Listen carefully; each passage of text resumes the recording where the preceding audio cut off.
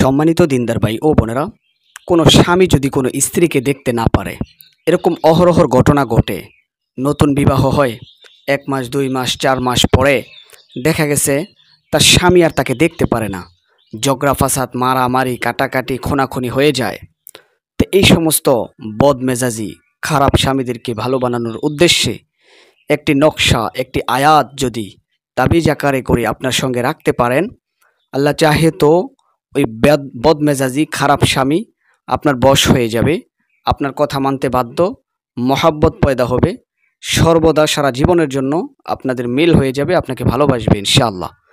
অত্যন্ত সহজ এবং অনেকেই এই দোয়াটা পারেন। আমি তারপরেও বলে দিচ্ছি, স্ক্রিনে দিয়ে দিচ্ছি। তাবিজ আকারে লিখে আপনার সাথে এটা রাখতে হবে।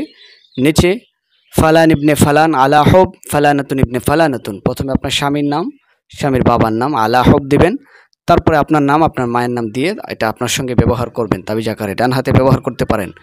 দিনদার ভাই ও বোনেরা, এই যে স্ক্রিনের মধ্যে দিয়ে দিলাম নকশাখানা, তাবিজখানা। তো আমি এটা পড়ে শোনাচ্ছি আপনাকে।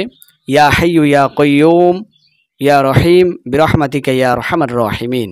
শুধুমাত্র এই আয়াতখানা আপনি লিখে আপনার সঙ্গে ব্যবহার করেন।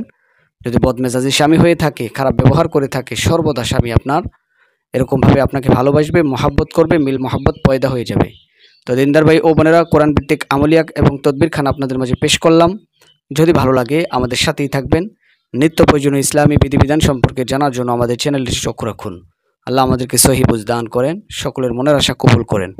আমিন।